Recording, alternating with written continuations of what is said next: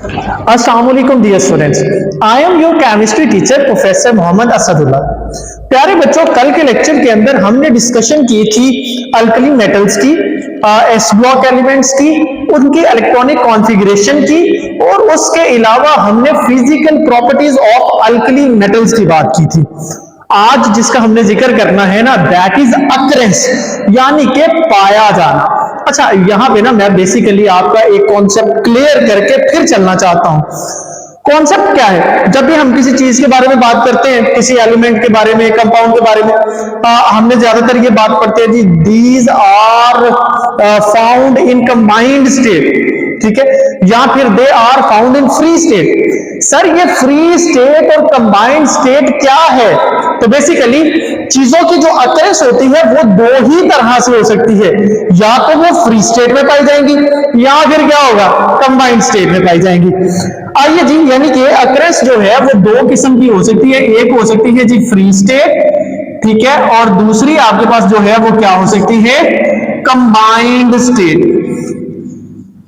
अच्छा, free state का sir क्या मतलब है? बेसिकली अगर तो ये एलिमेंटल फॉर्म में पाया जा रहा है, किस फॉर्म में पाया जा रहा है बेटा? एलिमेंटल फॉर्म में पाया जा रहा है।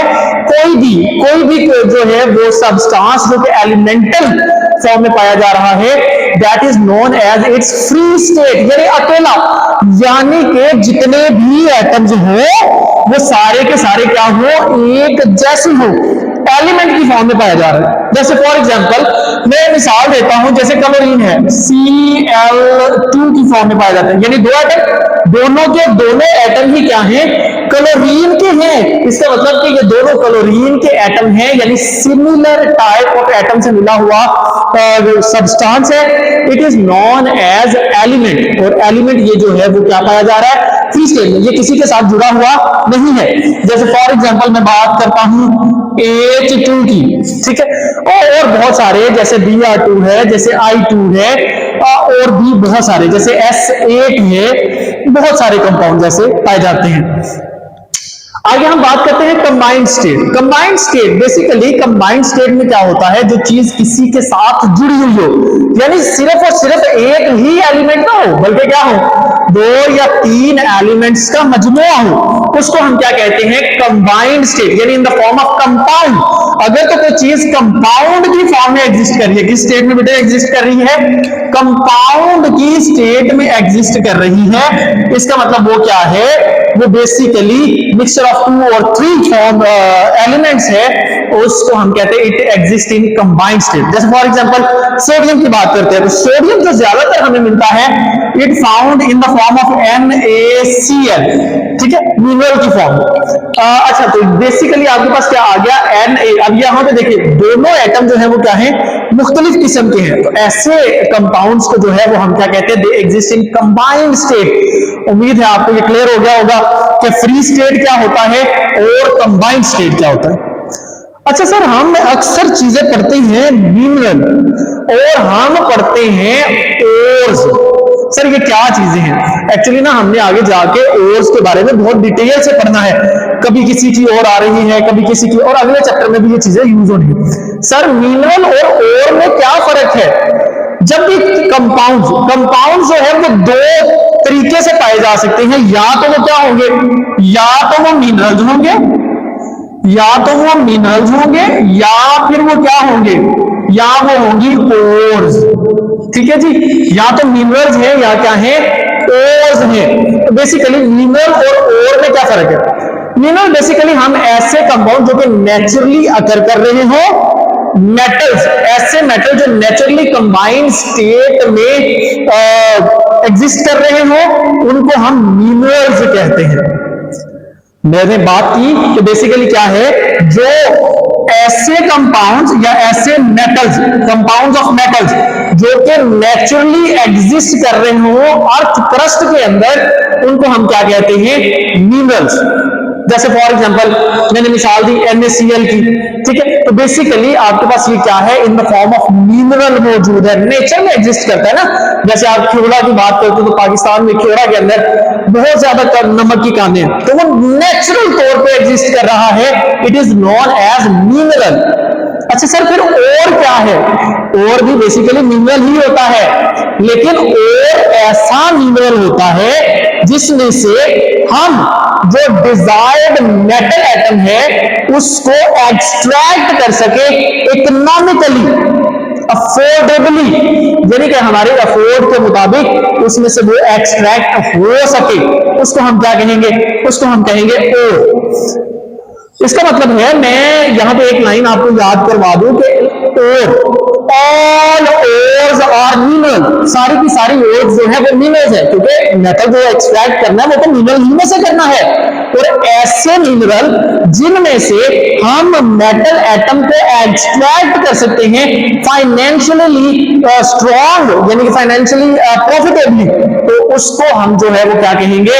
उसको हम कहेंगे ओर। और जबकि मिनरल क्या होगा? जो नेचुरल, यानी कि सारी की सारी और मिनरल हैं, लेकिन सारे मिनरल और नहीं हो सकते, क्योंकि हर मिनरल में से मेटल को हम प्रॉफिटेबली एक्सट्रैक्ट नहीं कर सकते। उम्मीद है ये कॉन्सेप्ट आपके जहन नशीन हो गया होगा। आगे बढ़ते हैं अकरेंस की तरफ। एक बात और इस टॉपिक को स्टार्ट करने से पहले आपने देख लेनी है, जितनी कोई चीज ज्यादा रिएक्टिव होगी उतनी ही वो ज्यादा कंबाइंड स्टेट में एग्जिस्ट करेगी। जितनी ज्यादा रिएक्टिव, इसका मतलब उतने ही उसके चांसेस किसी के साथ बॉन्ड बनाने के क्या होंगे? ज्यादा होंगे। तो इसलिए more the compounds the elements will be reactive, more will be the chances to exist in the form of combined state. और आपको पता है ना, alkali metal due to low ionisation energy they are highly reactive metals, और इस वजह से कोई भी अभी तक कोई भी अल्कली मेटल ऐसा नहीं है जो कि हमें फ्री स्टेट में मिले। ये सारे के सारे अल्कली मेटल्स कंबाइंड स्टेट में ही एग्जिस्ट करते हैं नेचर के अंदर, फिर हम उन्हें उनकी ओर्स में से एक्सट्रैक्ट करके लेबोरेटरीज में इस्तेमाल करते हैं। आइए जी बात करते हैं।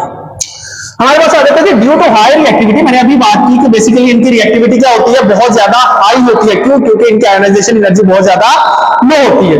अच्छा जी, दे अकर इन नेचर, ये नेचर में जो पाए जाते हैं कंबाइंड स्टेट में पाए जाते हैं। They are not exist in free state, ये अकेले नहीं पाए जाते, ये किसी न किसी एलिमेंट के साथ जुड़कर फिर एग्जिस्ट करते हैं। Non alkali metal found free in nature, कोई भी जो है वो अकेला नहीं पाया जाता। आगे बात करते हैं जी। आगे हमारे पास आ जाता है जी, हम डिफरेंट जो अल्कली मेटल्स हैं वो कहां कहां पर एग्जिस्ट करते हैं, किस किस फॉर्म में अकर्स है उनके बारे में बात करेंगे। सबसे पहला मेरे पास आ जाता है लिथियम। लिथियम जिसे मैं सिंबॉलिकली Li से रिप्रेजेंट करता हूं। बेसिकली ये डिपॉजिट्स की फॉर्म में हमारे पास मिलता है। यूजुअली डिपॉजिट्स की फॉर्म में हमें मिलता है इन the form of complex minerals. Complex minerals यानी बहुत सारे कंपाउंड्स, एलिमेंट्स मिलके एक कॉम्प्लेक्स कंपाउंड बनाते हैं। कॉम्प्लेक्स मिनरल्स की फॉर्म में हमें जो है वो जमीन से मिलता है, और widely secreted, widely scattered over the earth crust.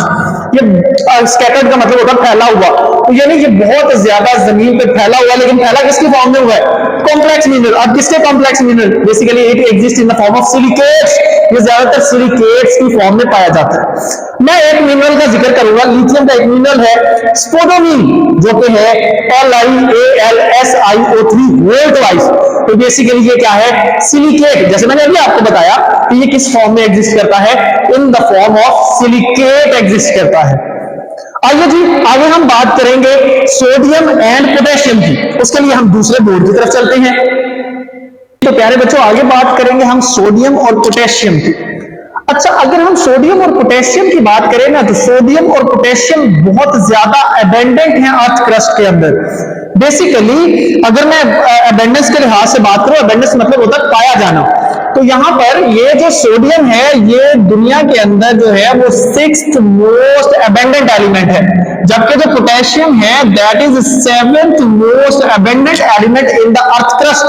यानी ये जमीन में बहुत ज्यादा पाए जाते हैं। सर कितने पाए जाते हैं? बेसिकली अर्थ क्रस्ट के 2.4% ऑफ अर्थ क्रस्ट जो है वो पोटेशियम बनाता है, और 2.4% ऑफ अर्थ क्रस्ट ही सोडियम से मिलकर बनी हुई है। यानी कि they are very abundant in earth crust, बहुत ज्यादा जो है ये जमीन के अंदर मौजूद है। आइए जी बात करते हैं। कहता है जी कि हमारे पास क्या है? मोस्ट अबेंडेंट अल्कली मेटल, यानी अल्कली मेटल में सबसे ज्यादा जो अबेंडेंट है वो कौन से हैं? Sodium and potassium. Each contributes about 2.4%। मैंने बताया ना कि दोनों, एक भी 2.4% है और दूसरा भी 2.4% है, अलग अलग। इन अर्थ क्रस्ट, जमीन के अंदर ये पाए जा रहे हैं, यानी जो जमीन का छिलका होता है जिसके ऊपर हम रह रहे हैं, सतह जमीन के ऊपर। अच्छा जी, most of the earth crust is composed of insoluble aluminosilicate of alkali metals, यानी कि जो इनसॉल्युबल एल्यूमिनोसिलिकेट की फॉर्म में ये पाए जाते हैं। ये बात याद रखनी है कि जो पोटेशियम है और जो सोडियम है, they exist in the form of insoluble aluminosilicate. आइए सोडियम और पोटेशियम के कुछ मिनरल्स की बात कर लेते हैं। मिनरल्स, जैसे मैंने आपको पहले बताया, कंबाइंड स्टेट में जो नेचुरली मेटल अकर करते हैं उनको हम क्या कहते हैं? मिनरल्स। बल्कि मैं यहां पे कहना चाहूंगा और की बात कर लेते हैं, यानी कि ऐसे मिनरल्स जिनमें से हम सोडियम और पोटेशियम को प्रॉफिटेबली एक्सट्रैक्ट कर सकते हैं। आइए जी बात करते हैं। हमारे पास सबसे पहला आ जाता है मिनरल, आ जाता है जी हैलाइट, जिसके बारे में आप बखूबी वाकिफ हैं। हैलाइट टेबल सॉल्ट जो खेड़ा के अंदर भरा पड़ा है, तो हम हर खाने में डालते हैं। तो बेसिकली क्या है? NaCl, highlight. इसके फार्मूला याद करने बहुत जरूरी है, ये पेपर में MCQs के तौर पर भी पूछे जाते हैं या फिर शॉर्ट क्वेश्चन के तौर पर भी आते होते हैं। आगे आ जाता है जी चिली सॉल्टपीटर। बेसिकली हमारे पास आ जाता है सोडियम नाइट्रेट, यानी NaNO3।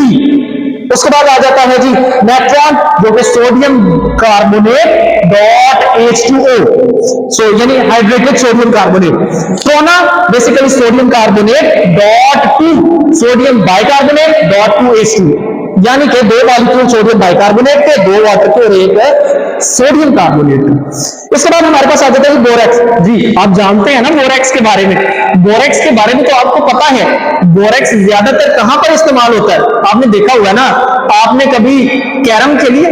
वो कैरम के अंदर जो स्ट्राइकर होता है, स्ट्राइकर जो है वो बेसिकली उसके नीचे एक पाउडर डाला जाता है टेबल के ऊपर, वो पाउडर बोरेक्स होता है, जो कि स्लिपरीनेस को इंक्रीज करता है, फ्रिक्शन को रिड्यूस करता है।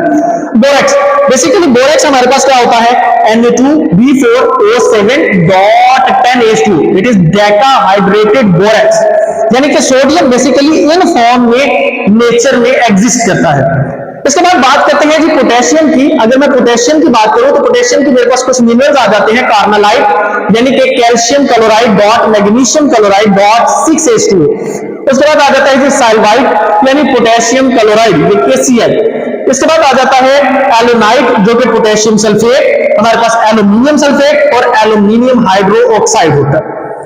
इसके बाद बेटे आगे बात करते हैं हमारे पास rubidium and caesium. Alkali metal rubidium and alkali metal caesium, ये बहुत कम जो है वो स्मॉल अमाउंट में जो है ये एग्जिस्ट करते हैं इन अर्थ क्रस्ट, यानी नेचर के अंदर। और जो पाए जाते हैं ना, वो भी ज्यादातर किसकी फॉर्म में पाए जाते हैं? पोटेशियम के सॉल्ट्स की फॉर्म में पाए जाते हैं, यानी पोटेशियम के साथ बॉन्डेड फॉर्म में पाए जाते हैं। रुबेडियम के जो वेल नोन मिनरल्स है ना, 3 वेल नोन मिनरल्स हैं जो कि किसके साथ हैं? पोटेशियम के साथ, यानी पोटेशियम के सॉल्ट के 3 वेल नोन मिनरल्स जो है वो रुबेडियम के। और अगर सीजियम की बात करूं तो सीजियम के 15 वेल नोन मिनरल्स हैं, 15 वेल नोन मिनरल्स हैं जो कि एग्जिस्ट करते हैं नेचर के अंदर इन द फॉर्म ऑफ या इन अलोंग विद पोटेशियम सॉल्ट। अच्छा जी आगे बात करते हैं। आगे हमारे पास बात होगी फ्रेंशियम की। फ्रेंशियम बेसिकली आखिरी मेंबर है इस ग्रुप का, और ये ज्यादातर रेडियो एक्टिव एलिमेंट है। रेडियो एक्टिव एलिमेंट यानी कि इसमें क्या होगा? रेडिएशन एमिट होंगी।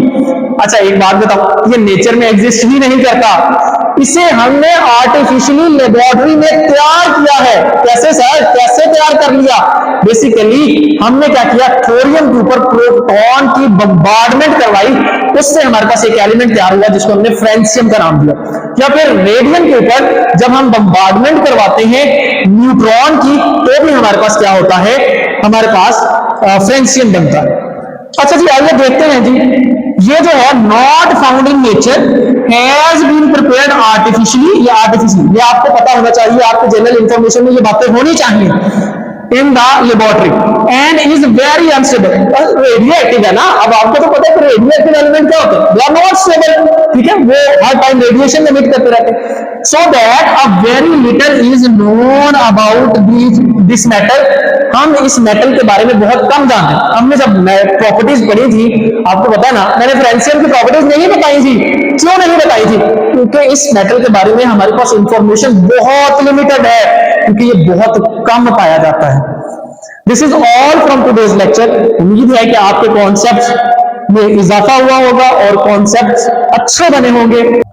अल्लाह ताला आपका हामी नासिर हो। अस्सलामु अलैकुम व रहमतुल्लाह।